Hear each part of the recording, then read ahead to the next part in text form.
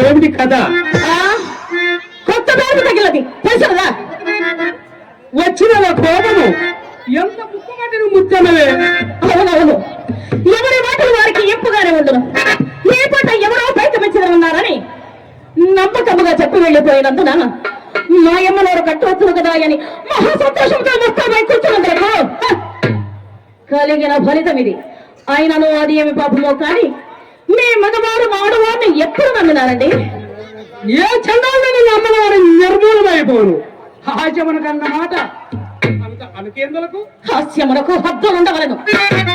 ఓడలు మండు హాస్యమా పోనింగు పొరపాటు కాని కానీ మరి సుబ్బుశెట్టి ఎందుకు వచ్చినాడు?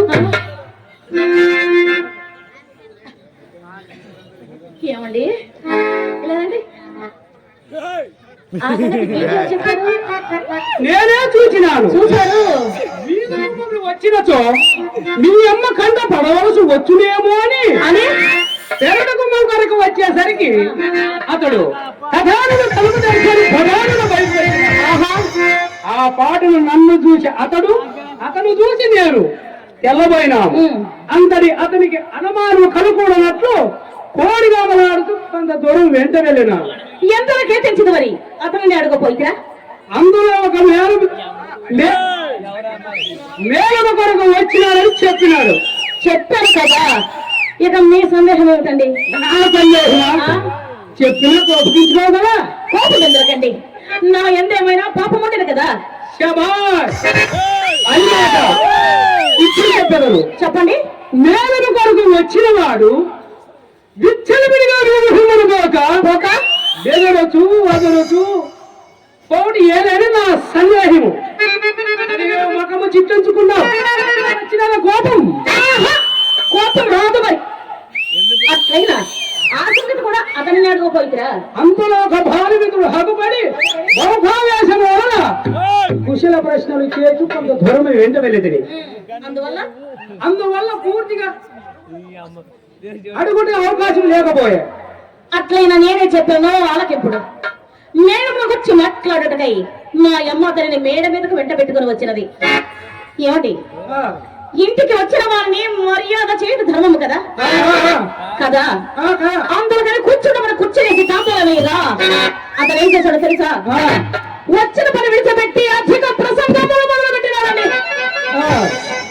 అందులోకి నాకు చిరాకు వచ్చి మేడ దిగి చక్కగా పోయి తిని మా అమ్మ నా మనస్సు కనిపెట్టి తోట చూపుడు నిమిషం మీద అతని దొడ్డిలోనికి తీసుకుపోయి ఆ దారిని అటే స్వాగనంపినది.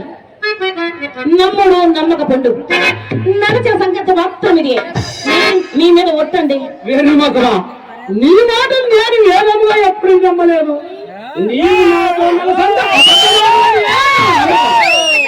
మీతోనే కాదండి, నేనెవరితో అబద్ధమాడదు.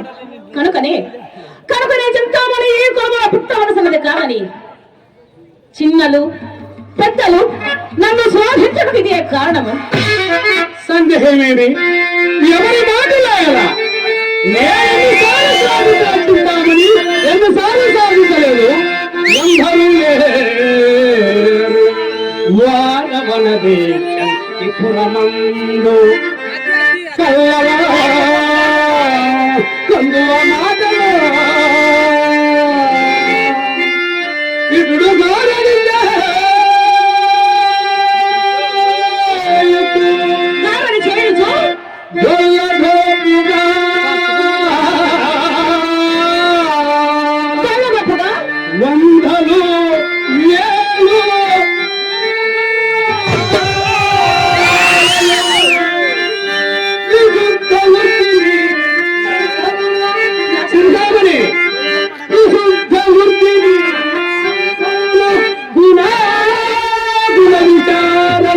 సైపడివారు కలిగిరే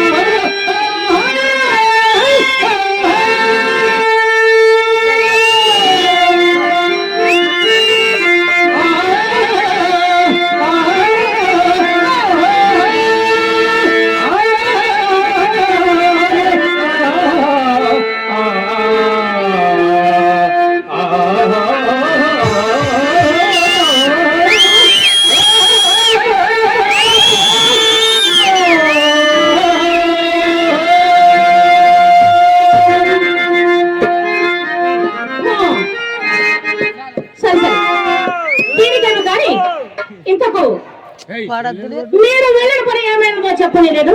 చింతామణి రెండు మూడు జలములు తప్పక సానుకూలం కాగలరు చింతామణి. ఇదనేమి ఎప్పటి పాఠమే దిగినది. ఇది వరకు రేపు ఆ రేపటికి ఎప్పుడు మరి కాదు కాదు నా బాధ కలవరకు విని అప్పుడు నీకు తోచినట్లు నన్ను ఇదిగో ఇదిగో ఇదిగో ఇంతవరకు ఇదిగో అదిగో చెప్పిన తండ్రి ఈ పూట పంట చేస్తున్నాడు. ఆహా, అంతకు తమరు మరి ఒక తుంటను ఆశ్రయించినారు. ఆ తుంటని మరి కొన్ని రేపులు గడిపి ఆమెను తనకు తంట చేయి చూపుడు. నేను ఆ తొంట చూపులని తీసుకువచ్చి మా ఇంట తోరణముగా కూర్చుదురు. అంతే కదా మాట శాంత వీరికి మంది పడిన చిరాకు మారి చివరంటి ఇక నేనేమి వినక్కర్లేదు. ఇక్కడికి రోజు దినముల నుండి విని విని నా ప్రాణము తీసుకుపోయినది. ప్రతి దినము మా అమ్మ చేత పడలేక చచ్చిపోతున్నాను. మొదలు మా అమ్మ నన్ను కోచిన కోతకు నేను కనుక భరించుతుంది కానీ మరి ఒకటి అయినచో మరి ఒకటి అయినచో ఏ ముందు మాకు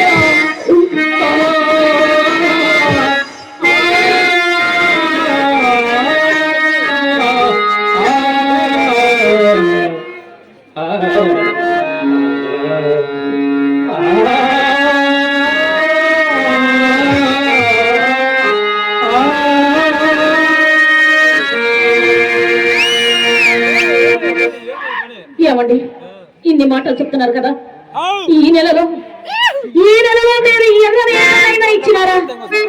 ఒక్క కాసైనా తెచ్చారా? చెప్పండి చెప్పండి. ఉన్నంతలో నీకు నేను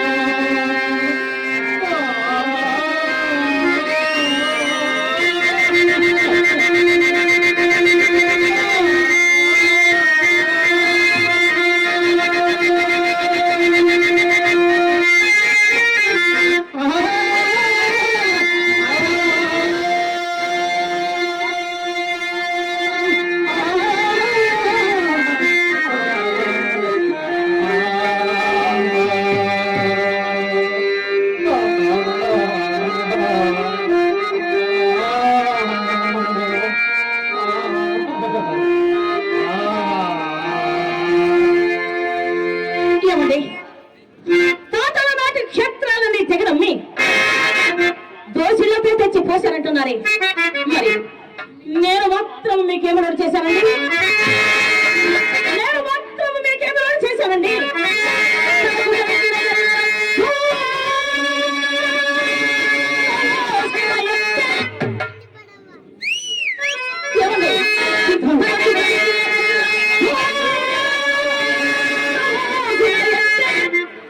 సీతా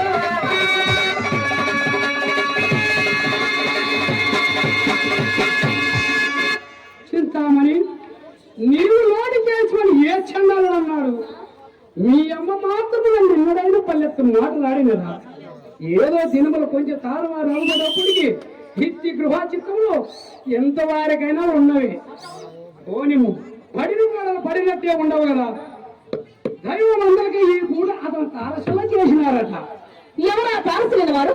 మీరు ఇందాకనే తెలుపబోగా నా మాట పూర్తిగా కానిచ్చినావు అబ్బా ఇప్పుడు చెప్పండి. ఆ తారసులు అతను బిలోమంగుడు.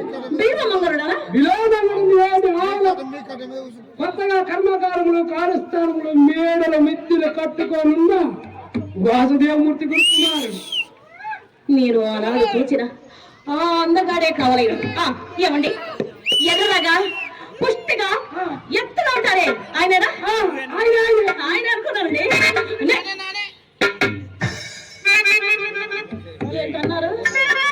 ఎప్పుడు చూసిదివు నువ్వు? నేనా? అది నేనేనా?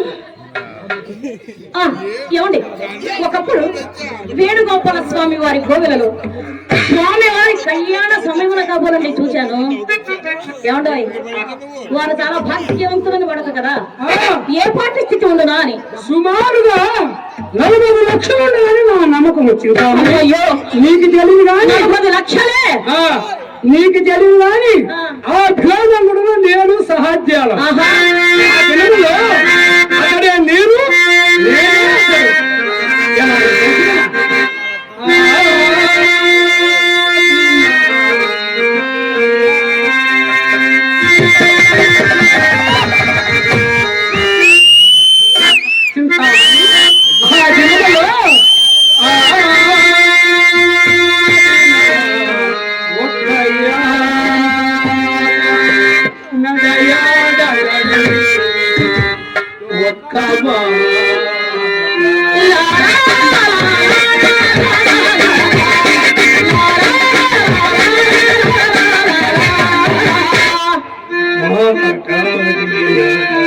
మాట్లాడినా ఒక్కొక్క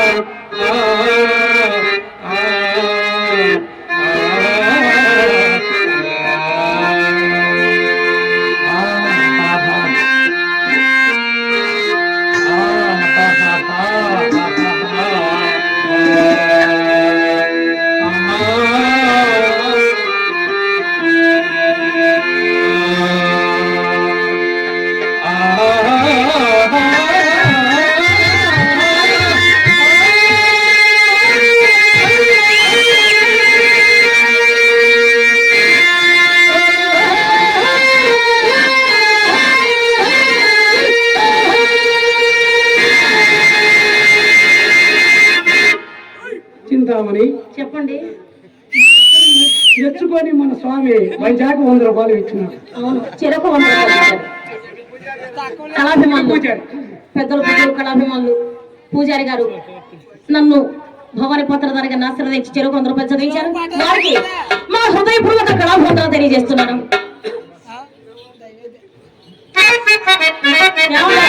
చింతామణి ఇదంతా బాగానే ఉంది కానీ మరి అట్టి వారు విడిపోట ఎట్లా సంభవించినదాయని. చింతామణి అతడు ఆందోళన చాలించి మరి సంస్కృత పాఠశాలలో ప్రవేశించినాడు. మరి నేను మీరే చదువు చాలించి మీ సానవాడలో ప్రవేశించాడు. అందువల్ల సంబంధము పూర్తిగా తప్పుపోయి ఒకరికి మరిచిపోయే వరకు వచ్చినావు. ఈ మధ్య నాకు అతడే జ్ఞాపకం వచ్చింది. వచ్చిన ఎడల వారిని వీరిని దేవుని చుట్టూ కూర్చుండేదా. ఏం చేసేవారు? అతను ఎంత మంచివాడు. అవునా? నేనేమడిగినా గొప్పవాడు. తన మంచి చెడులని చెప్పినాడు. చాలా మంచివాడు. నా కష్ట సుఖాలన్నీ అడిగినాడు. తనతో ఇంటికి తోలుకొని పోయి భోజనము చేసేంత వారికి విడిచినాడు కాడు. మిత్రమా, తలబెట్టే భావ్యం కాదని రేపు వచ్చేదని చక్కగా వచ్చింది. ఏమండి, మిమ్మల్ని ఒక చిన్న కోరిక కోరుకోవాలన్నా కోరుకోమంటారా?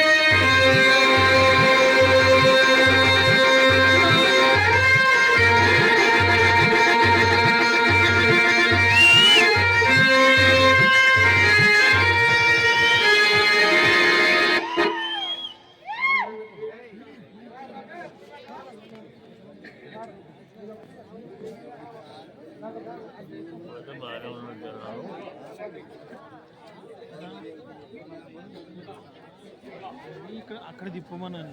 అక్కడ కాదు వాళ్ళకి ఇవి మనకు అట్లా అర్నింగ్ వచ్చేటట్లు తిప్పాలంట. ఇప్పుడే చూస్తాయి మరి అదే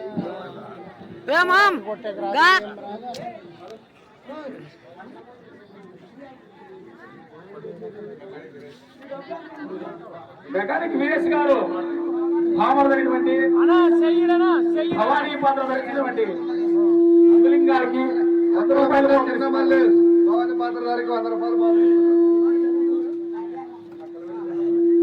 పూర్వ బజారమ్మ భవానీ పాత్ర గారికి 100 రూపాయలు 100 రూపాయలు ఇస్తున్నారు. శివ భవానీ పాత్ర గారికి 100 రూపాయలు బహుకరిస్తున్నాడు.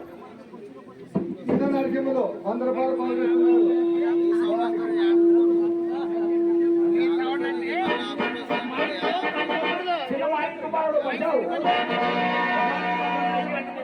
బహుకరిస్తున్నాడు.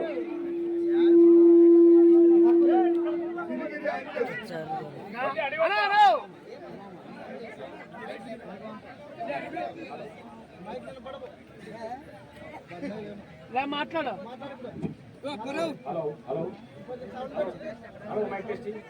కడుతున్నాడు కదా, అందుకే తగ్గించినాను.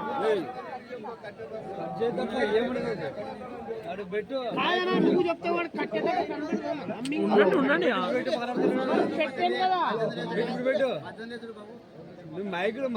వాడు మాలింగ్ కుమారుడు వడ్డడివప్ప గారు భవానీ పాత్ర గారికి 220 రూపాయలు బహుకరిస్తున్నాడు.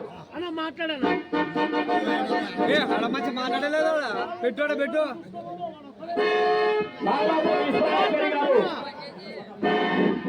హలో పెడితే కృష్ణాచార్య గారు భవానీ పాత్ర గారికి 200 రూపాయలు బహుకరిస్తున్నాడు. దాసరికి డే గారు భవానీ పాత్ర గారికి 100 రూపాయలు బహుకరిస్తున్నారు. ఏం మరి మంచి బాబా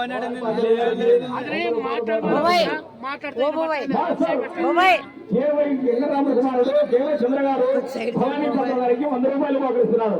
వాళ్ళ తమ్ముడు రాముడు భవానీ పాత్ర గారికి 200 రూపాయలు బహుకరిస్తున్నారు. ఈ సెంటర్ వడ్డే వెంకటరాముడు గారు భవానీ పాత్ర గారికి 500 రూపాయలు బహుకరిస్తున్నారు. వాళ్ళ తమ్ముడు లక్ష్మణ భవానీ పాత్ర గారికి 200 రూపాయలు బహుకరించారు. గాదగిన కుమారుడు నరేంద్ర గౌడ్ గారు నాయకులైనటువంటి భవానీ పాత్ర గారికి 100 రూపాయలు బహుకరిస్తున్నారు. 500 బహుకరిస్తున్నాడు. తిరుపతి గారు భవానీ పాత్ర గారికి గారి కుమారుడు కలుట్ల గారు భవానీ పాత్ర గారికి 200 రూపాయలు బహుకరిస్తున్నాడు.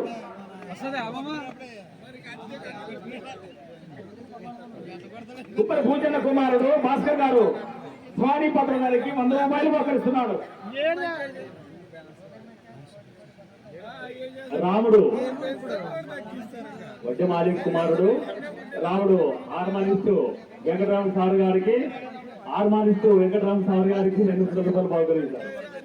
వడ్డే లింగన్న కుమారుడు పెద్ద రంగన్న గారు భవానీ పాత్ర గారికి 520 రూపాయలు బహుకరిస్తున్నాడు.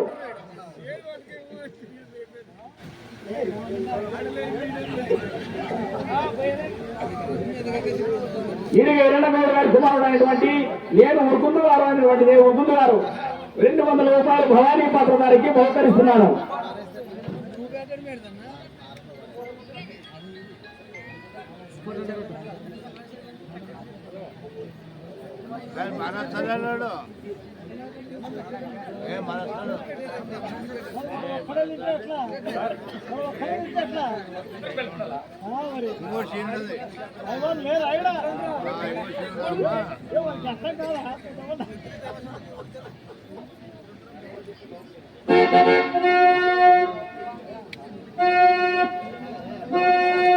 మహాలింగేశ్వర స్వామి గారు పూజలైనటువంటి శంకరయ్య కుమారుడు వర్లింగమూర్తి గారు భవానీ పాత్ర గారికి 500 రూపాయలు బహుకరిస్తున్నారు.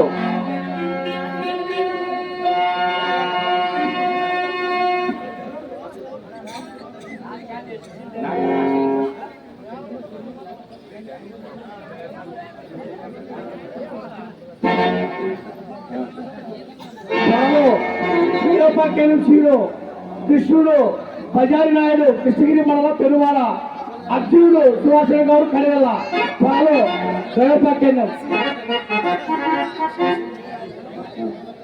మహాలింగేశ్వర స్వామి పూజారైనటువంటి లింగమూర్తి గారి కుమారుడు శంకరయ్య గారు భవానీపాత్ర గారికి 200 రూపాయలు బహుకరిస్తున్నారు.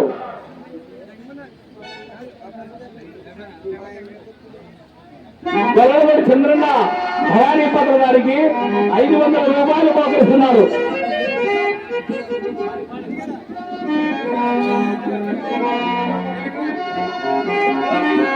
ఉత్తర ఈరన్న కుమారుడు మధు భవానీపాత్ర గారికి 200 రూపాయలు బహుకరిస్తున్నారు.